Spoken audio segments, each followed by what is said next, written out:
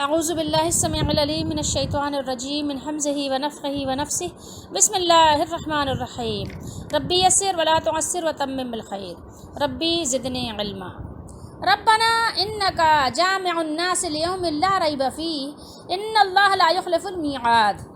آیت نمبر 9 ہے 9 اور سورہ آل عمران ہے، اور ترجمہ ہم پڑھ رہے ہیں معارف القرآن کا۔ اے رب ہمارے، تو جمع کرنے والا ہے لوگوں کو ایک دن جس میں کچھ شبہ نہیں، لا ریب فیہ، یعنی اس دن میں کوئی شک نہیں ہے، کوئی شبہ نہیں۔ انا بے شک اللہ خلاف نہیں کرتا، لا یخلف المیعاد، اپنا وعدہ، یعنی اللہ تعالیٰ اپنے وعدے کے خلاف نہیں کرتا۔ یہ ہے ترجمہ۔ اس آیت مبارکہ کا پچھلی آیت سے ربط کیا ہے؟ پچھلی آیت میں حق والوں کے ایک کمال کا ذکر تھا کہ وہ باوجود علمی کمال رکھنے کے اس پر وہ مغرور نہیں ہوتے، بلکہ اللہ تعالیٰ سے استقامت کی دعا کرتے ہیں۔ ٹھیک ہے، کیا دعا کرتے ہیں؟ ربنا لا تزغ قلوبنا بعد اذ ہدیتنا وہب لنا من لدنک رحمہ انک انت الوہاب۔ یہ دعا کرتے ہیں نا، وہ اللہ نے ذکر فرمائی تھی، تو وہ استقامت کی دعا کرتے ہیں۔ تو اگلی آیات میں اللہ تعالیٰ نے ان کے دوسرے کمال کو یہاں بیان فرمایا ہے۔ ٹھیک ہے، ایک کمال وہ بیان کیا گیا اور ایک کمال یہ بیان کیا گیا کہ دعا کرتے ہیں کس طرح، اے ہمارے رب ہمارے دلوں کو ٹیڑھا نہ کیجیے بعد اس کے کہ آپ ہم کو حق کی طرف ہدایت دے چکے، حق کا راستہ دکھا چکے، حق کی پہچان ہمیں ہو چکی، اور ہم کو اپنے پاس سے رحمت خاصہ، جو آپ کی رحمت خاص ہے، ہدایت اور جنت کا راستہ اور جہنم سے بچاؤ کا راستہ آپ ہمیں عطا فرما چکے ہیں، تو مزید ہمیں اپنے پاس سے رحمت خاصہ عطا فرمائیے کہ اس کو تمام اور کمال تک پہنچا دیجیے کہ ہم اسی پر ہمارا خاتمہ ہو، اور وہ رحمت یہ ہے کہ راہ مستقیم پر ہم قائم رہیں۔ بلا شبہ بے شک اللہ تعالیٰ آپ بہت زیادہ بہت بڑے عطا فرمانے والے ہیں۔ تو اے ہمارے رب، ہم یہ دعا کسی اور وجہ سے نہیں کر رہے ہیں، بلکہ کس لیے کر رہے ہیں؟ کجی سے، ٹیڑھا پن سے بچنے کی اور حق پر قائم رہنے کی وجہ سے کر رہے ہیں۔ ٹھیک ہے، یہ دعا کرنے کی ہماری وجہ یہ ہے، اور ہماری کسی دنیاوی غرض نہیں ہے، ٹھیک ہے، کسی دنیاوی غرض کی وجہ سے ہم یہ دعا نہیں مانگ رہے ہیں، کیونکہ اللہ والے پہلے آخرت کی فکر کرتے ہیں، بلکہ محض آخرت کے نجات کے واسطے دعا کر رہے ہیں، کیونکہ ہمارا عقیدہ ہے، ہمارا ایمان ہے کہ آپ بلا شبہ تمام انسانوں کو، تمام اپنی مخلوق کو میدان حشر میں، حشر کا معنی ہوتا ہے جمع کرنا، ٹھیک ہے، جمع کرنے والے ہیں، اسی لیے اس کو حشر کہتے ہیں، کیونکہ اس دن سب لوگ جمع ہوں گے، تو جمع کرنے والے ہیں اس دن میں جس کے آنے میں کچھ بھی شک نہیں ہے، ذرا سا بھی شک نہیں ہے، لا ریب فیہ، اس میں کوئی شک نہیں ہے قیامت کے دن میں، اور نہ یعنی شک ہونے کی وجہ سے، اور اس میں شک اس وجہ سے نہیں ہے، اس دن کے آنے میں، جمع ہونے کے دن میں کوئی شک اس وجہ سے بھی نہیں ہے کیونکہ اس کا وعدہ کس کی طرف سے ہے؟ اللہ تعالیٰ نے اس کا وعدہ کیا ہے، اس کا وعدہ اللہ کی طرف سے ہے، اور اللہ تعالیٰ اپنے وعدے کے خلاف کوئی کام کرتا ہی نہیں ہے۔ لا تبدیل لکلمات اللہ، اللہ کی باتیں تو تبدیل ہوتی نہیں، تو بلا شبہ اللہ تعالیٰ اپنے وعدے کے خلاف کوئی بھی کام نہیں فرماتے۔ تو وعدے کو اس لیے قیامت کا آنا ضروری ہے، اور اس وجہ سے ہم اس کو مانتے ہیں، اس کی فکر کرتے ہیں، تو ہم دعا بھی کرتے ہیں۔ تو یہ بات ہے کہ ربنا انکا جامع الناس لیوم لا ریب فیہ، اے ہمارے رب بے شک تو جمع کرنے والا ہے سب لوگوں کو اس دن کے لیے، کوئی شبہ نہیں، کوئی شبہ نہیں، کس چیز میں کہنے؟ اس دن کے لیے نہیں کوئی شبہ جس میں، ٹھیک ہے، یہ نہیں پہلے لکھ دیا تو کوئی شبہ نہیں ہے اس میں، یعنی آپ اس طرح اس کو پڑھ لیں کہ کوئی شبہ نہیں کوئی شبہ جس کے آنے میں، بے شک اللہ تعالیٰ نہیں پھرتا، یعنی خلاف نہیں کرتا، لا یخلف المیعاد، ٹھیک ہے، جو اس کا میعاد کا وقت ہے، میعاد یعنی آپ اس کو کہیں کہ اس میں اعلیٰ، تو یہ میعاد جو ہے اصل میں میوعاد تھا، ٹھیک ہے، اس میں تعلیل ہوئی ہے، یہ ہے اس میں اعلیٰ، اس میں اعلیٰ اس لیے ہے کہ یہ بلکہ یہ میعاد جو ہے یہ اس میں ظرف ہے، اس میں ظرف ہے، یعنی وعدے کا وقت بھی اور وعدے کی جگہ بھی، ٹھیک ہے۔ یہ میں نے غلطی سے کہہ دیا کہ یہ اس میں اعلیٰ ہے، تھوڑی سی میں یعنی اس پہ یہاں پر مسٹیک کر گئی۔ تو بہرحال یعنی جو اللہ تعالیٰ نے یعنی وعدے کا جو وقت مقرر کیا ہے، وعدے کی جو جگہ مقرر کی ہے، اس سے یعنی اس کے خلاف نہیں ہوگا، ٹھیک ہے۔ تو یہ میعاد۔ اچھا، تو ہمیں سبق یہ ملا ہے قرآن اور حدیث سے کہ ہم اپنی ہدایت کے لیے دعا کرتے رہیں۔ اللہ تعالیٰ وہ قادر مطلق ہے، جو چاہتا ہے کرتا ہے، اس لیے ہم لوگوں کو چاہیے کہ ہم دین پر قائم رہنے کی فکر کرتے رہیں، اور ہمیشہ اپنے لیے اور سب کے لیے، کیونکہ انسان جو مسلمان ہے وہ خیر خواہ ہوتا ہے، الدین النصیحہ، دین ویسے بھی نصیحت ہے، تو ہمیشہ جو ہے اپنے اللہ سے استقامت کی دعا مانگتے رہیں۔ اور نبی کریم صلی اللہ تعالیٰ علیہ وآلہ وسلم بھی آپ ہمیشہ استقامت کی دعا مانگتے تھے، تو ہمیں آپ صلی اللہ علیہ وسلم یہ سبق دے گئے کہ ہم استقامت کی دعا مانگتے رہیں۔ انشاءاللہ ہم آپ کو ایک ایسی نشست میں کہ جس میں یہ بتانا چاہیں گے انشاءاللہ کہ وہ آیات جو متشابہ ہیں وہ کون سی ہیں، اس کی چند آیات انشاءاللہ کچھ مثالوں کے ساتھ آپ کو ہم بتائیں گے اللہ نے چاہا تو۔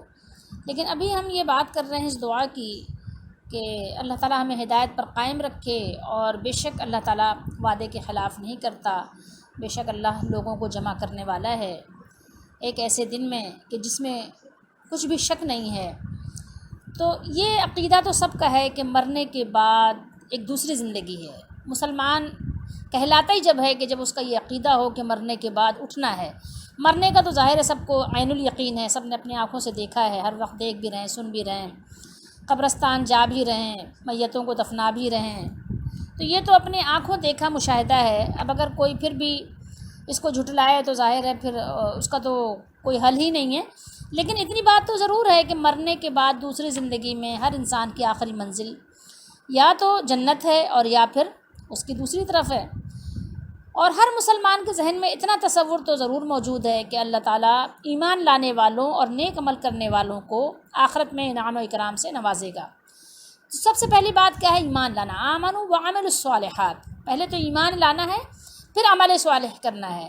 آپ کتنا ہی سارا عمل صالح جمع کر لیں، لیکن اگر ایمان نہیں ہے تو وہ آپ کا عمل صالح کام نہیں آئے گا۔ بہت سے لوگ اس پہ تردد اور شک کرتے ہیں کہ یہ کیا بات ہوئی، اور ایسی کیا بات ہوئی، ویسی کیا بات ہوئی۔ بھائی آپ کے بھی اپنے رول ہوتے ہیں، آپ کے بھی اپنے اصول ہوتے ہیں، ٹھیک ہے۔ کوئی بھی ایک کمپنی لگاتا ہے، انڈسٹری لگاتا ہے، فیکٹری لگاتا ہے، تو اس کے بھی اپنے اصول ہوتے ہیں۔ تو اللہ تعالیٰ نے بھی ایک اصول بنایا ہے، ٹھیک ہے۔ ایمان کے بغیر کوئی عمل قبول نہیں ہوگا، ٹھیک ہے۔ آپ اپنے کمپنیوں کے اس پر رکھ کے پرکھ لیں کہ آپ کے جو اپنے اصول ہیں آپ اس کو توڑنا پسند نہیں کرتے، حالانکہ یہ انسان کا بنایا قانون ہے، توڑا بھی جا سکتا ہے، لیکن آپ اس کو توڑنے کو بالکل بھی گوارا نہیں کرتے۔ تو ایمان کے ساتھ ہی عمل مقبول ہے۔ اگر ایمان آپ کا عقیدہ صحیح نہیں ہے تو وہ آپ کا عمل ہباء منصورہ ہے، ٹھیک ہے، وہ ہواؤں میں اڑا دیا جائے گا، اس کی کوئی وقت اللہ کی بارگاہ میں نہیں ہے۔ تو یہ تو آپ سمجھ لیجئے، سب سے پہلی بات ہے۔ تو جو لوگ ایمان لائے اور انہوں نے اس کے بعد اچھے کام کیے، آخرت پر یقین رکھتے ہوئے، اللہ کے وعدے پر یقین رکھتے ہوئے، تو اللہ ایسے لوگوں کو عیش و آرام کی زندگی عطا فرمائے گا، اور عیش و آرام کی اسی جگہ کا نام اللہ نے جنت رکھا ہے، ٹھیک ہے۔ جبکہ ایمان نہ لانے والوں اور برے عمل کرنے والوں کو آخرت میں اللہ تعالیٰ مختلف قسم کے عذاب سے جو ہے ان کو ہمکنار کرے گا، اور وہ تکلیف دہ جگہ ہے بہت ہی زیادہ، جس کا نقشہ قرآن میں اور احادیث میں بیان کیا گیا ہے۔ قرآن مجید اور احادیث مبارکہ میں جنت اور جہنم کے بارے میں بڑی واضح تفصیلات بیان ہوئی ہیں، اور اس کے علاوہ ایک چیز سب سے جو عظیم ہے جنت میں وہ یہ ہے کہ آپ کو کسی طرف سے کوئی تکلیف دہ آواز سننے کو نہیں ملے گی۔ وہاں پر ایک دوسرے سے لوگ کیا کہیں گے؟ سلامن سلامہ، سلامن سلامہ، ٹھیک ہے، سلامتی ہو سلامتی ہو، سلامتی ہو سلامتی ہو، سلامت رہو سلامت رہو، خوش رہو شاد و آباد رہو۔ ہر طرف سے ایک جو ہے خیر خواہی کی آواز آئے گی، خوبصورت آوازیں آئیں گی، کبھی تکلیف دہ مکروہ آواز آپ کو وہاں سنائی نہیں دے گی۔ آپ ایک اس سے تھوڑا سا اندازہ لگائیے دنیا کی زندگی سے، کہ آپ اپنی دنیا کی زندگی میں بہت خوش بھی ہیں اپنے گھر میں، لیکن آپ کو ایسی آوازیں بہت تکلیف پہنچاتی ہیں۔ کبھی لیٹو تو نیند نہیں آتی، کسی کی تکلیف کو سوچ لو۔ اب دیکھیں دنیا میں بہت اچھی زندگی بھی ہے تو کبھی کسی کی طرف سے خبر آتی ہے کہ فلاں کو دل کی تکلیف ہو گئی، فلاں کو کورونا ہو گیا، کسی کو کوئی ایسی بیماری لگ گئی، کینسر ہو گیا، کسی کے گھر میں کھانے کو نہیں ہے، کسی کو کھانے کو تو ہے لیکن اس کو مرض کی وجہ سے ایسا پرہیز ہے کہ وہ یہ کھا نہیں سکتا۔ اب ہم دسترخوان پہ بیٹھے ہیں، اب ایک شخص کچھ منع، نمک منع، ایک کو شکر منع، ایک کو یہ منع، تو دسترخوان کا مزہ بھی ادھورا ہو جاتا ہے۔ بہت ساری چیزیں ایسی ہیں، ہر طرف سے آپ دیکھیں کسی کی خبر آئی کہ کسی کو بیماری لگ گئی، کسی کی خبر آئی خاندان میں کہ کسی کا انتقال ہو گیا، آج فلاں کی میت میں جانا ہے، آج فلاں کے اس میں جانا ہے، اس میں جانا ہے۔ یہ خبریں کتنی تکلیف دہ ہیں۔ اب جنت میں آپ کو ایسی کوئی خبر نہیں آئے گی کہ کسی کا انتقال ہو گیا، وہاں موت نہیں ہے، وہاں بیماری نہیں ہے، وہاں بڑھاپا نہیں ہے۔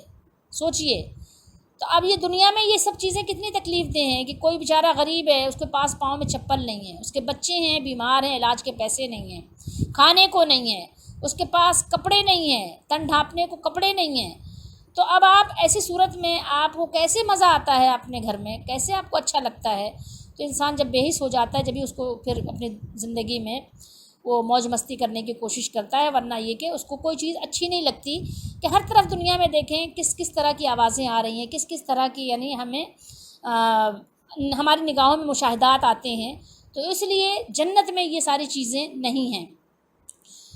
تو اگر آپ جنت حاصل کرنے کے لیے اپنا سارا سرمایہ بھی لگا دیں تو یہ سودا سستا ہی ہے، مہنگا نہیں ہے، ٹھیک ہے؟ کیونکہ موت ایک یقینی امر ہے جس کو ٹالا نہیں جا سکتا۔ موت کس کو کب آئے گی، لیکن آئے گی۔ یہ کسی کو بھی نہیں پتہ کہ اگلے دن کون رہے گا کون نہیں رہے گا، لیکن آنی ہے۔ اس کی تیاری کے لیے آپ کو ہمہ وقت کوشش کرنی ہے، اور یہ دعائیں جو ہے ان سے اللہ کی مدد حاصل کرنی ہے۔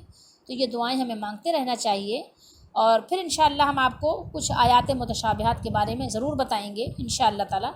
تو اس بات کا آپ جو ہے خیال رکھیے، اور کوشش کیجئے کہ اگر آپ تفسیر نہیں پڑھ سکتے تو کم از کم سننے کی کوشش کیجئے کہ قرآن مجید کا ترجمہ، اس کی تفسیر کانوں سے سن ہی لیں، ٹھیک ہے؟ تو اس کی بھی انشاءاللہ آپ کو برکتیں نصیب ہوں گی۔ تو اللہ تعالیٰ ہم سب کو توفیق دے کہ قرآن مجید سے دوستی کریں، اس سے وابستہ ہو جائیں، اور اللہ تعالیٰ ہماری کوششوں کو قبول فرمائے، آمین۔